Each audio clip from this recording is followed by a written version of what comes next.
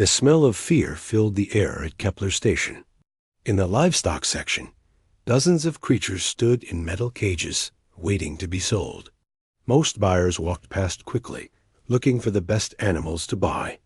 They wanted strong ones, healthy ones that would make them money. Kira pressed herself against the back wall of her cage. Her gray fur was dull and patchy. Her ears drooped lower than the other Vellani around her. She was smaller, too, with strange white markings that the breeder said made her ugly. For 3 years, they had tried to make her have babies. Each time, nothing happened. Now they called her broken. Worthless. "Look at this batch," said Trader Vex, a tall Zephyrian with blue scales. He pointed at the Vallani with his long finger. "Good breeding stock here. Strong females, proven mothers." The buyers nodded and took notes. They poked and prodded the Vellani like they were checking fruit at a market.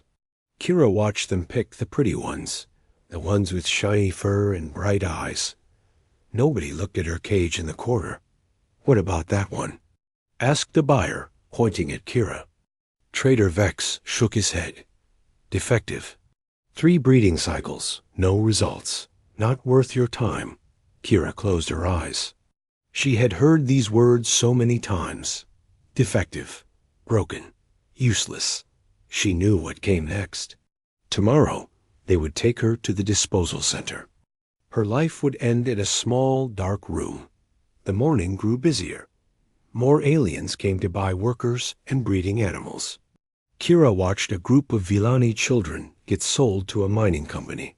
They would work in deep tunnels until they died. She saw older Villani bought by factories.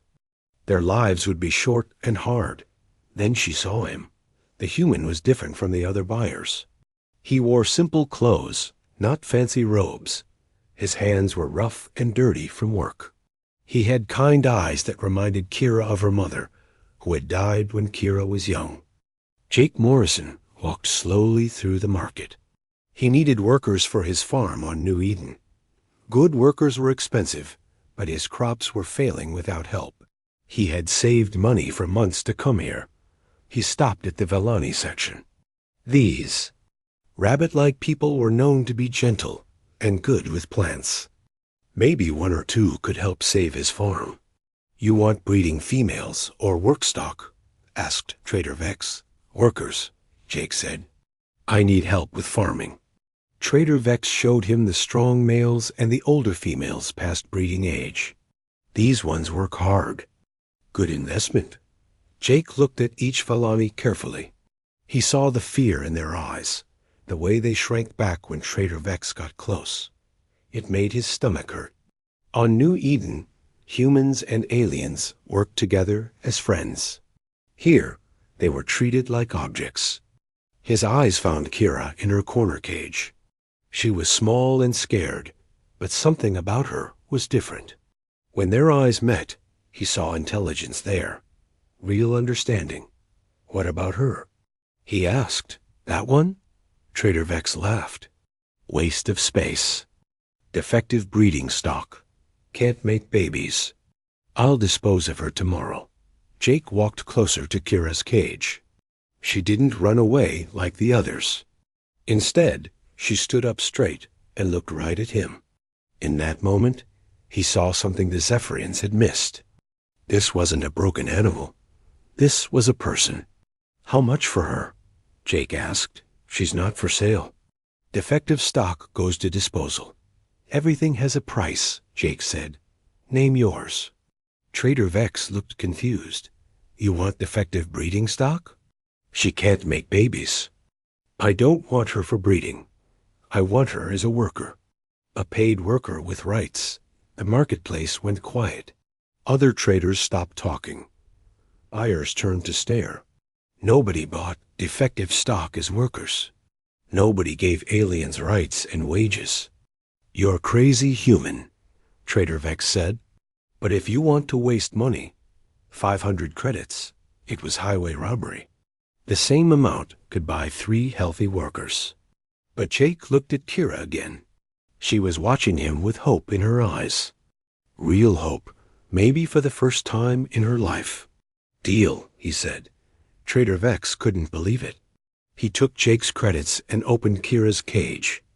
"She's your problem now." Kira stepped out slowly. Her legs shook from fear and disbelief.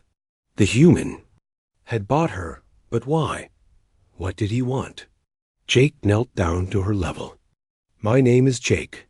I have a farm on New Eden. You'll work with plants and animals. You'll get paid, have your own room, eat good food. Does that sound okay?" Kira couldn't speak. She had never been asked what she wanted before. She nodded quickly, afraid he might change his mind. "Good," Jake smiled. "Let's go home." As they walked away, other aliens in cages watched in amazement. The human had bought the broken one. He had paid worker prices for disposal stock. He had called her a person, not an animal. Kira followed Jake through the busy station. Her heart pounded with fear and hope. She didn't understand why this human was different. She didn't know what waited for her on New Eden. But for the first time in 3 years, she felt something she had forgotten. She felt like maybe, just maybe, she was worth something after all. The shuttle ride to New Eden took 2 days. Kira sat in the back corner, trying to make herself invisible. She had never been on a ship with a human before. Jake had given her food and water, but she barely touched it. Trust was hard when you had been hurt so many times. Jake tried to talk to her during the trip. He spoke slowly and gently, telling her about his farm and family. Kira listened, but didn't answer. She was still waiting for the catch, the moment when he would show his real reasons for buying her. When they reached New Eden, Kira stared out the window in wonder. The planet was green and blue, with white clouds dancing across the sky. She had never seen anything so beautiful. The air smelled clean when they stepped off the shuttle. "Welcome home," Jake said. Home. Kira had never had a real home before. She followed Jake to an old truck that made funny noises. They drove through fields of growing crops and past animals grazing in open spaces. Everything looked peaceful and happy. The farmhouse was small but warm. A woman with brown hair came out to meet them. She had the same kind eyes as Jake. "This is my wife, Lisa," Jake said. "Lisa, this is Kira." Lisa knelt down and smiled. "Hello, Kira. I'm so glad you're here." Kira stepped back. She wasn't used to friendly greetings from humans. Lisa noticed her fear and gave her space. "Are you hungry?" Lisa asked. "I made soup." The smell was amazing. Kira's stomach growled loudly, making her embarrassed. She hadn't eaten real food in days. "Come on," Lisa said gently. "Let's get you fed." The kitchen was bright and cheerful. Lisa gave Kira a big bowl of vegetable soup and fresh bread.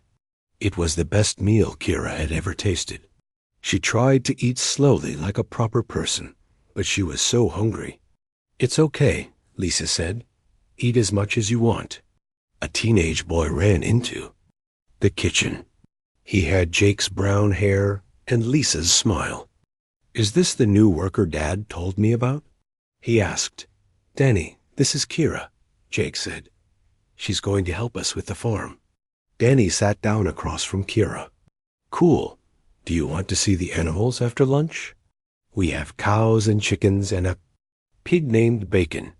Kira looked confused. Children had never talked to her before. On the breeding farms, younglings were kept separate from adults. "Danny, let her eat first," Lisa said. "She's had a long trip." After lunch, Lisa showed Kira to a small room at the back of the house. It had a real bed with clean sheets, a window that looked out at the garden, and a dresser with clothes in her size. "This is your room," Lisa said. "You can change the blankets or move things around however you like." Kira touched the soft blanket. "Mine?" "Yes, yours. No one else will come in without asking. This is your private space." Kira had never had privacy before. She had always lived in group pens or shared cages. The idea of her own room was scary and wonderful at the same time. "I'll let you rest," Lisa said. "When you're ready, come find us. We'll show you around the farm."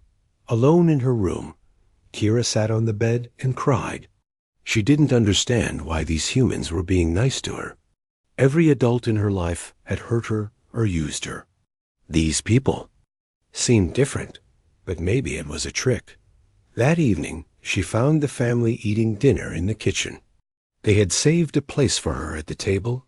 "Feel better after your nap?" Jake asked. Kira nodded. She was still scared to talk too much. "Tomorrow, I'll show you the fields," Jake said. "You can help me check the plants. Lisa thinks you might be good at it." "I studied alien biology before Danny was born," Lisa explained. "Vellani have special abilities with plants. You can sense things about soil and growth that humans can't."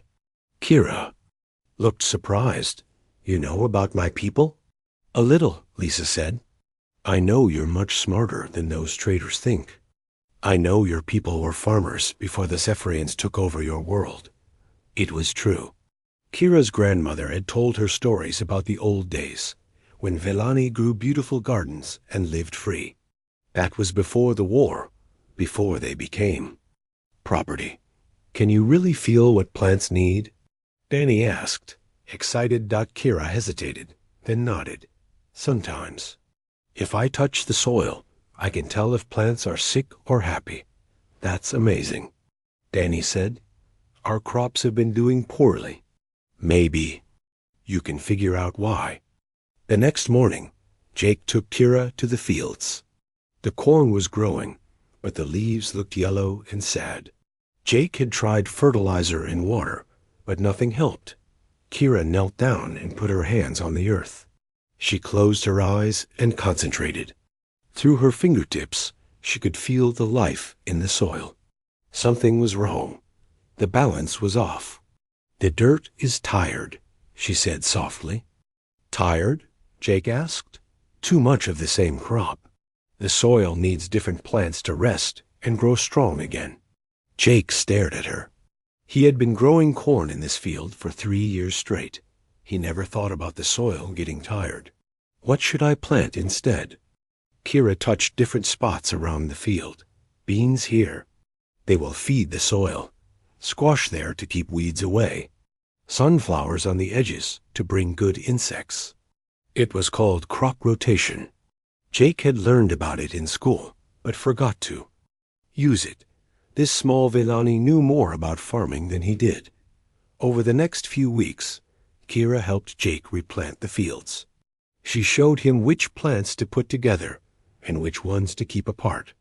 She could tell when plants needed water just by touching their leaves. Danny loved following Kira around the farm. He brought his dog, Rex, who decided Kira was his friend too. They taught her to throw sticks and play simple games. "You're really good with plants," Danny told her one day. "Better than Dad, but don't tell him I said that." Kira almost smiled. "Your father is a good man." "Yeah, he is. Mom says you're part of our family now."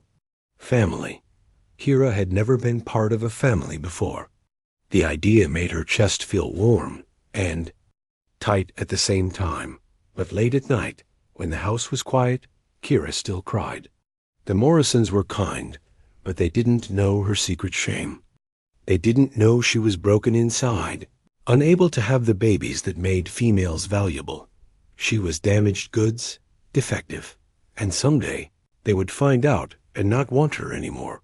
She tried to push away those dark thoughts and focus on the good things. For the first time in her life, she went to bed with a full stomach. She had work that mattered and people who were kind to her. Maybe, if she worked very hard and caused no trouble, they would let her stay.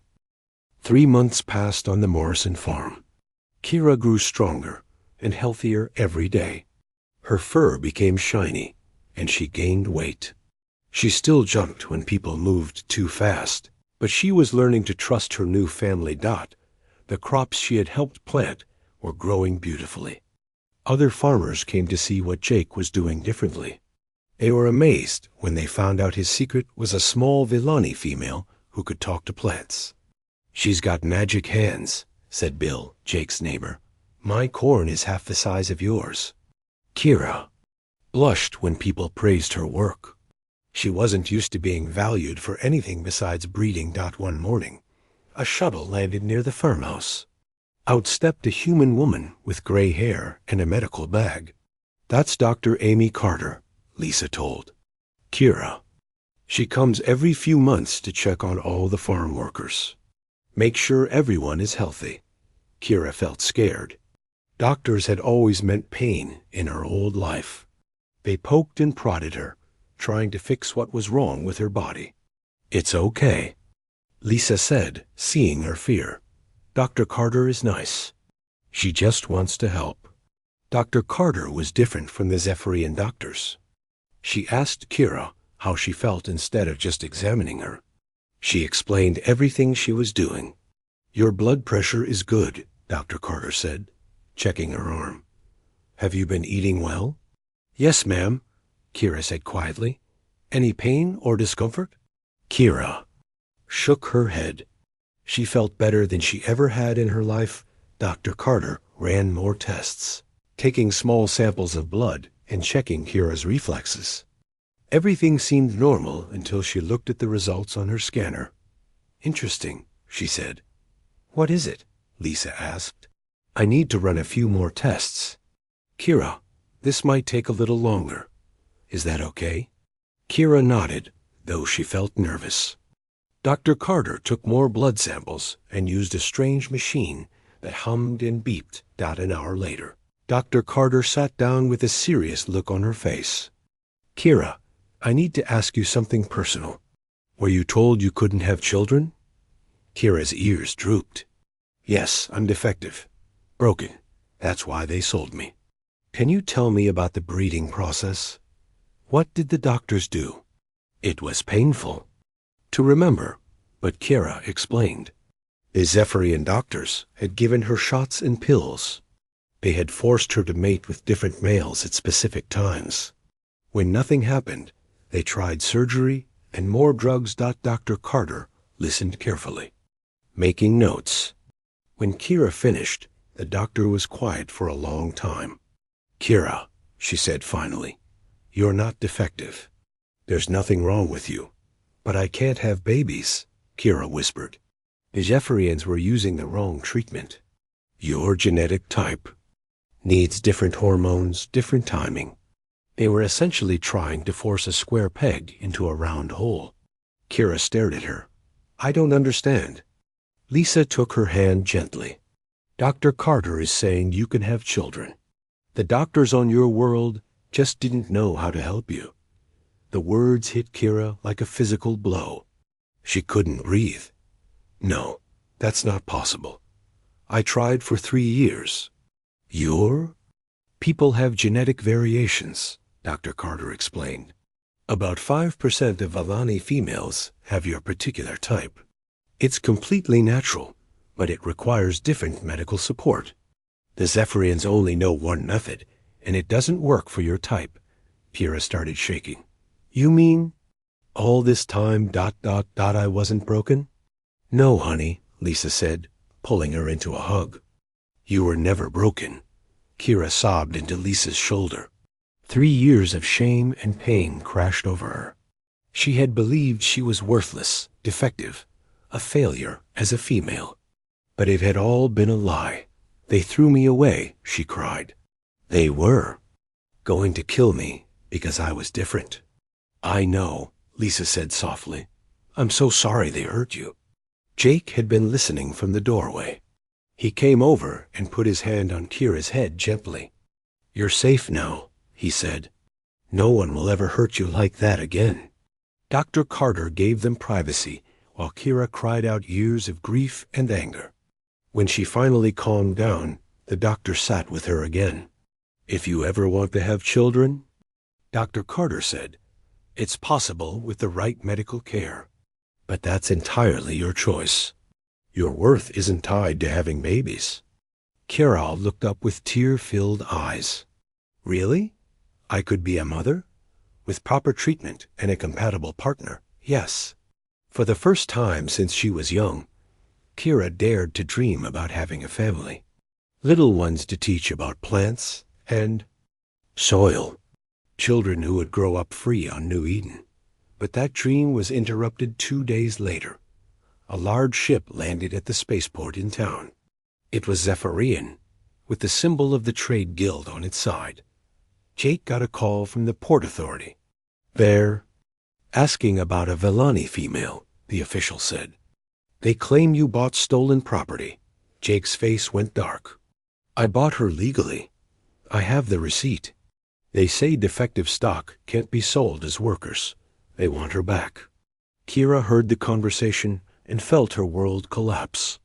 They had found her. They wanted to take her back to the breeding farms or worse. I won't go, she said, her voice shaking but determined. You won't have to, Jake said firmly. This is your home now. But when the Zephyrian officials arrived at the farm, they had legal documents from the Galactic Trade Commission. According to their laws, Jake's purchase was invalid. The female is breeding stock, said Captain Vex, Trader Vex's brother. Effective or not, she belongs to the breeding program.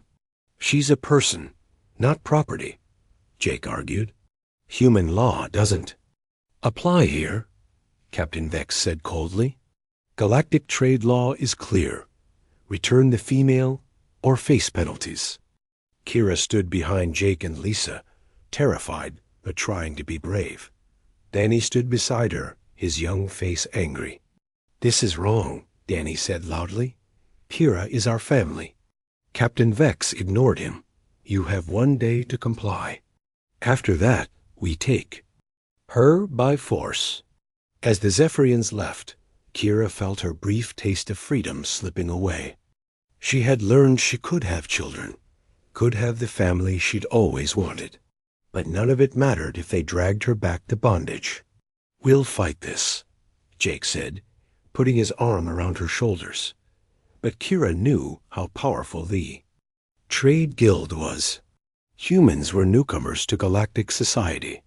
Their ideas about individual rights were considered strange and dangerous by older races. Still, for the first time in her life, she had people willing to fight for her. Whether they won or lost, she finally understood what it meant to be valued and loved. That night, she made a decision. If they were going to take her, she wouldn't go quietly. She would tell the galaxy what the Zephyrians had done to her and countless others. She might be small and scared, but she wasn't defective. She wasn't alone anymore. Word spread quickly through New Eden about Kira's situation. The farming community was small and tight-knit. When one family had trouble, everyone helped. Bill Torres knocked on the Morrisons' door early the next morning. He had been a lawyer on Earth before becoming a farmer. I heard about your problem, he said to Jake. I want to help. Can you stop them? Lisa asked. Bill looked serious. It won't be easy. Galactic trade law is complicated. But human law should protect Kira if she chooses to stay. What do you need from us? Jake asked. Evidence. Documentation. And Kira needs to decide if she's willing to testify about what happened to her. Kira had been listening from the kitchen. She came out, her hands shaking, but her voice steady. I'll do it, she said. I'll tell them everything. That afternoon, more neighbors arrived. They brought food and support. Many had alien workers on their farms too. Vellani, Krilli, and other species who had found freedom on New Eden. Marcus was one of them. He was a Vellani male who had escaped from a factory ship 2 years ago. Jake's neighbor had hired him and helped him get legal status. I'll testify too, Marcus told Kira. They need to hear what the Trade Guild does to our people. Kira looked at Marcus with gratitude. She had noticed him before at community gatherings. He was kind and gentle, with silver fur and warm brown eyes. Unlike her, he had never been labeled defective. You don't have to risk yourself for me, she said. Yes, I do, Marcus replied. What they did to you, they did to all of us. It's time to speak up. By evening, 15 alien workers had volunteered to testify. They came from different species and different backgrounds, but they all shared stories of abuse and mistreatment. Bill worked through the night preparing their case. The legal hearing would be held the next day at the New Eden Courthouse, with galactic officials participating by video link. Jake couldn't sleep. He walked around the farm, checking on the animals and thinking. He had bought Kira to help with crops. He never expected to start a galactic rights movement. He found Kira sitting by the pond, looking at the stars. Scared? He asked, sitting beside her. Terrified, she admitted, but also angry. I spent so long thinking I was worthless. Now I know the truth, and I want other people to know it too. Whatever happens tomorrow, you're not going back, Jake said firmly. How can you be sure? Because you're family now. And family protects each other. The next morning, the courthouse was packed. News reporters from across the galaxy had come to cover the case. It wasn't often that humans challenged the trade guild's authority. Captain Vex sat at one table with his lawyers. They looked confident and bored, like this was just another business transaction. Kira sat with Bill at the other table. Her hands shook, but she kept her back straight. Lisa and Danny sat behind her for support. Judge Anderson, a middle-aged human woman, called the court to order. This hearing will determine the legal status of the Vellani female known as Kira, she announced. The Zephyrian Trade Guild claims ownership based on galactic commerce law. The respondents claim individual rights under human law. Captain Vex's lawyer spoke first. He was smooth and professional. Your Honor, this is a simple matter of property law. The female in question is registered breeding stock. The sale was invalid because defective animals cannot be reclassified as workers. She must be returned to proper Zephyrian authorities. Bill stood up. Your Honor, my client is not property. She is a sentient being with the right to choose her own destiny. No law should allow slavery of intelligent creatures. The Zephyrians are not practicing slavery, the lawyer argued. They maintain livestock for legitimate breeding purposes. Then let's hear from the livestock, Bill said. Kira took the witness stand. Her voice was quiet at first, but it grew stronger as she told her story. She described the breeding farms, the painful medical procedures, the way she was treated like an object instead of a person. They told me I was broken, she said, looking directly at Captain Vex. They were going to kill me because I couldn't have babies their way. But I wasn't broken. I was just different. The courtroom was silent. Even the hardened reporters looked moved by her testimony. What do you want for your future? Bill asked. I want to stay on New Eden, Kira said clearly. I want to work on the farm and maybe have a family someday. I want to be free. Captain Vex's lawyer tried to discredit her testimony. He claimed she was confused and didn't understand her true nature. Animals often form attachments to their handlers, he said dismissively. That made Marcus angry. He stood up in the gallery. She's not an animal, he shouted. None of us are. Judge Anderson called for order, but the damage was done. The lawyers. Words had shown exactly the attitude the humans found so wrong. One by one, the other alien workers testified. They told stories of abuse, overwork, and dehumanization. They described lives of fear and pain under the Trade Guild system. Marcus testified about working 18-hour days in a factory ship until he collapsed from exhaustion. A Krilli female named Luna described watching her children sold away from her when they were barely old enough to walk. We are not things to be bought and sold, Marcus said. We think, we feel, we love. We deserve better. The Zephyrian lawyer grew frustrated. These testimonies were not supposed to happen. Usually the livestock weren't allowed to speak for themselves. Your Honor, he said, this is highly irregular. Allowing property to testify about its own status sets a dangerous precedent. In this courtroom, Judge Anderson said coldly, every sentient being has the right to speak. Captain Vex himself took the stand to defend the trade guild's practices. For thousands of years, we have managed these species responsibly, he said. They are fed, housed, and protected. Without our guidance, they would be scattered and primitive. What gives you the right to decide their fate? Bill asked. Strength, intelligence. We are the superior species. By whose judgment? Captain Vex looked confused by the question. It is simply the natural order. Bill showed videos of New Eden's farms, where humans and aliens worked together as equals. He presented evidence of increased productivity and happiness when workers were treated with respect. The natural order, Bill said, is cooperation, not domination. The hearing lasted all day.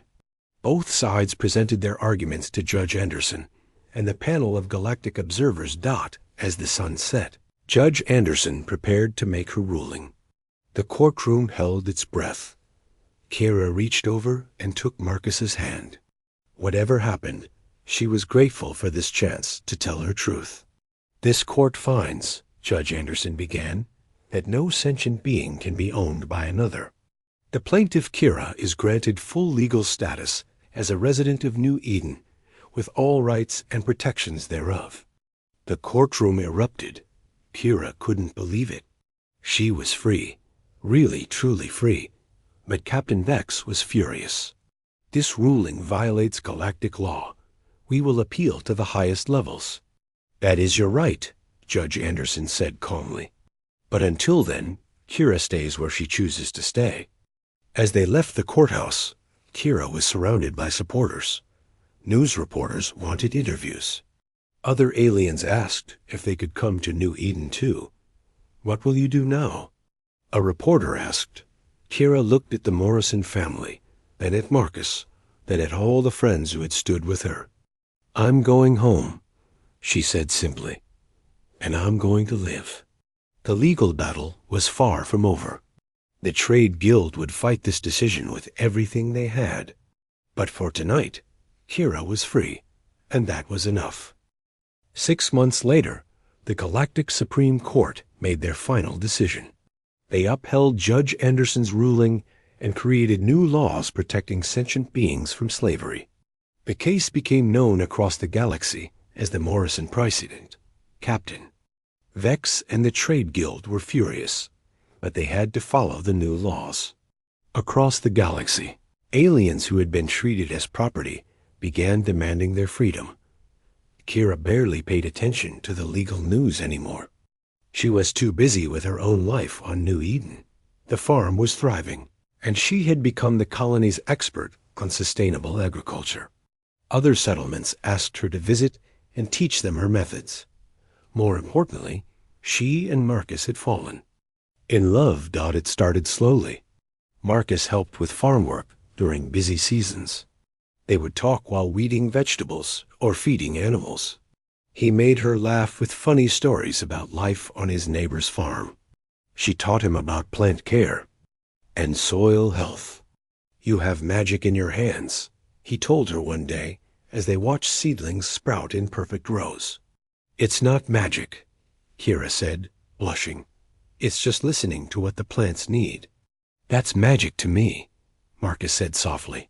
Their relationship grew like the crops they tended, slowly, carefully, with lots of patience and care. Jake and Lisa welcomed Marcus to their dinner table. Danny taught him Earth games and introduced him to all the farm animals. When Marcus finally asked Kira to marry him, she cried happy tears. Are you sure? She asked. I might still be broken. Dr. Carter said I could have children, but what if she was wrong? I love you, Marcus said simply. Children would be wonderful, but you're enough all by yourself. They had a small wedding in the farmhouse garden. Aliens and humans from across New Eden came to celebrate. Dr. Carter performed the ceremony, since she was licensed to marry people. Do you, Kira, take Marcus to be your husband, in freedom and in love? Dr. Carter asked. I do, Kira said, her voice strong and clear. Jake walked her down the aisle, since she had no father of her own. Lisa cried happy tears. Danny threw flower petals and cheered. 3 months after the wedding, Kira woke up feeling sick. She thought she had eaten something bad, but the feeling continued for several days. Maybe you should see Dr. Carter, Lisa suggested. Kira was scared to hope, but she made the appointment. Dr. Carter ran tests and looked at the results with a big smile. Congratulations, she said. You're pregnant. Kira couldn't speak. She just stared at the doctor, then at the test results, and back at the doctor. Really? She whispered. Really. About 6 weeks along. Everything looks perfectly healthy. Kira ran all the way home to tell Marcus. She found him in the garden, checking the tomato plants they had planted together. Marcus, she called. He turned and saw her face. What's wrong? You look like you've seen a ghost. I'm pregnant, she said breathlessly. Marcus dropped his gardening tools. What? Dr. Carter confirmed it. We're going to have a baby. Marcus picked her up and spun her around, both of them laughing and crying at the same time. The other farm workers heard the commotion and came running. Soon the whole farm was celebrating. Jake hugged them both. That's wonderful news. You'll be great parents, Lisa said, wiping away tears. Can I be the baby's big brother? Danny asked. Of course, Kira said, hugging him tight. The pregnancy was not easy. Kira was sick for the first few months and worried constantly that something would go wrong. Dr. Carter monitored her carefully, adjusting her medicine and diet. Your body is doing exactly what it should, Dr. Carter assured her. You're healthy. The baby is healthy. Try to relax. Marcus was wonderfully supportive. He took over most of Kira's farm duties and made sure she ate properly. He read books about Velani pregnancy and child-rearing. He even built a nursery in their small house. When Kira was 7 months pregnant, she got a surprise visitor. A shuttle landed at the farm, and out stepped a young Velani female with the same white markings as Kira. Kira? The stranger asked hesitantly. Kira gasped. Naya? My sister? The two females embraced, crying. They hadn't seen each other since they were children, when Naya was sold to a different breeding facility. I heard about the court case, Naya explained. I've been looking for you ever since I got free. You're free too? The new laws helped a lot of us. I live on a farming colony near the Centauri system now. When I heard you were pregnant, she touched Kira's round belly gently. I had to come see for myself. Naya stayed for 2 weeks, helping prepare for the baby's arrival. She told Kira stories about their mother and father, memories that Kira had almost forgotten. Mother would be so proud, Naya said. You fought for all of us when you stood up to the trade guild. I was just trying to save myself, Kira said. Sometimes, that's how change starts. When labor began, Dr. Carter and Lisa were ready. Marcus held Kira's hand through the long night, telling her how brave and strong she was. Just as the sun rose over New Eden, Kira gave birth to twins, a boy and a girl, both healthy and perfect. They're beautiful, Marcus whispered, tears in his eyes. The babies had Kira's distinctive white markings and Marcus's silver fur. They were small and fragile, but their cries were strong. What will you name them? Dr. Carter asked. Kira looked at her children, then at Marcus, then at the sunrise coming through the window. Hope, she said, touching her daughter's tiny hand. And freedom, she added, stroking her son's head. The names felt right. These children were born free, on a world where they would never be property. They would grow up knowing they had value, just for being themselves. News of the twins' birth spread across the galaxy. They became symbols of the new era that the Morrison precedent had started. Other former slaves sent gifts and congratulations. As the children grew, Kira taught them about plants and soil, just as she had dreamed. Freedom learned to sense which vegetables needed water. Hope could tell when fruit was ready to pick. Played with Danny, who was the best big brother they could ask for. They learned to read from Lisa and studied farming techniques with Jake. Dr. Carter taught them about science and medicine. Most importantly, they grew up surrounded by love and acceptance. One day, when the twins were 3 years old, another shuttle arrived at the farm. More aliens stepped out, some Villani, some from other species. They were all recent refugees from the trade guild systems. "We heard this was a safe place," their leader said nervously. Kira stepped forward, her children holding her hands. "It is," she said warmly. "Welcome to New Eden." As she helped the newcomers settle in, Kira thought about her journey. She had started as broken property, destined for disposal. Now she was a mother, a teacher, and a symbol of hope for beings across the galaxy. The trade guilds still existed, but they could no longer buy and sell people. The Morrison precedent had changed everything. That evening, Kira sat on the porch with Marcus, watching their children play in the garden. The plants they had helped grow swayed in the gentle breeze. "Do you ever miss the old life?" Marcus asked. Kira thought about it seriously. "I miss nothing about being property, but I'm grateful for the pain now, because it taught me to recognize real love when I found it." She looked at the farmhouse, where Jake, Lisa, and Danny were preparing dinner. She watched Hope and Freedom chase fireflies in the twilight. She felt the warm presence of Marcus beside her. "This," she said softly, "this is what I was meant for. Not breeding stock or farm labor.